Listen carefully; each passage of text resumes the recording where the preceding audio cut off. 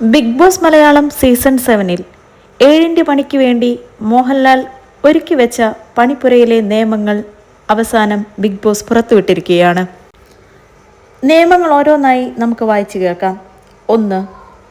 നിങ്ങൾ big boss വീട്ടിലേക്ക് കൊണ്ടുവന്ന എല്ലാ വ്യക്തിഗത വസ്തുക്കളും പണിപ്പുരയിലാണ് ഉണ്ടായിരിക്കുക. 2. ബിഗ് ബോസ് തന്ന ലക്ഷറി വസ്തുക്കളും പണിപ്പുരയിൽ തന്നെയായിരിക്കും ഉണ്ടായിരിക്കുക. 3. ഓരോ ആഴ്ചയും നിങ്ങൾക്ക് ലഭിക്കുന്ന ലക്ഷറി പോയിന്റ് അനുസരിച്ചായിരിക്കും പണിപ്പുരയിൽ നിന്ന് സാധനങ്ങൾ എടുക്കാൻ സാധിക്കുക. 4. പണിപ്പുരയിലെ ഓരോ വസ്തുക്കൾക്കും നിശ്ചിത പോയിന്റ് ഉണ്ടായിരിക്കും. 5. ആഴ്ചയിൽ 2 തവണ മാത്രമായിരിക്കും പണിപ്പുര യൂസ് ചെയ്യാനായി സാധിക്കുക. 6. നിശ്ചിത സമയത്തിനുള്ളിൽ നിങ്ങൾക്ക് ലഭിച്ച ലക്ഷറി പോയിന്റ് അനുസരിച്ച് സാധനങ്ങൾ എടുത്തില്ലെങ്കിൽ വസ്തുക്കൾ തിരികെ നൽകേണ്ടി വരും. 7. 3 ബാഗുകളിലായിട്ടായിരിക്കും വസ്തുക്കൾ ഒരുക്കി വെച്ചിരിക്കുക. Green bag, brown bag, pink bag. Pink ബാഗിനുള്ളിൽ ഫുഡ് ഐറ്റംസും ബ്രൗൺ ബാഗിനുള്ളിൽ ഡ്രസ്സും ഗ്രീൻ ബാഗിൽ ആക്സസറീസും മറ്റു വസ്തുക്കളുമാണ് ഉണ്ടായിരിക്കുക. 8.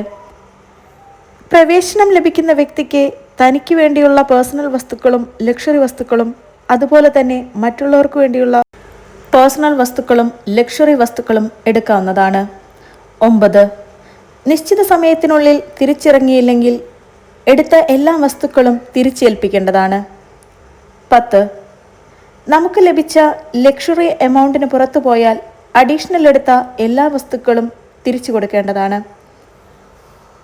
11.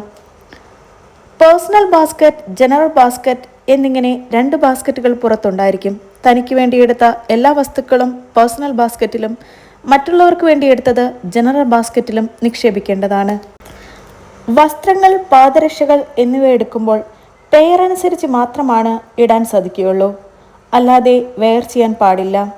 പകുതി യൂണിഫോം പകുതി സ്വന്തം വസ്തുക്കൾ എന്ന നിലയിലും വെയർ ചെയ്യാൻ പാടില്ല. വസ്തുക്കൾ എടുക്കുന്ന വ്യക്തി സാധനങ്ങൾ എറിഞ്ഞു കൊടുക്കാനോ മറ്റൊരാൾക്ക് കൈമാറ്റം ചെയ്യാനോ പാടില്ല. 14.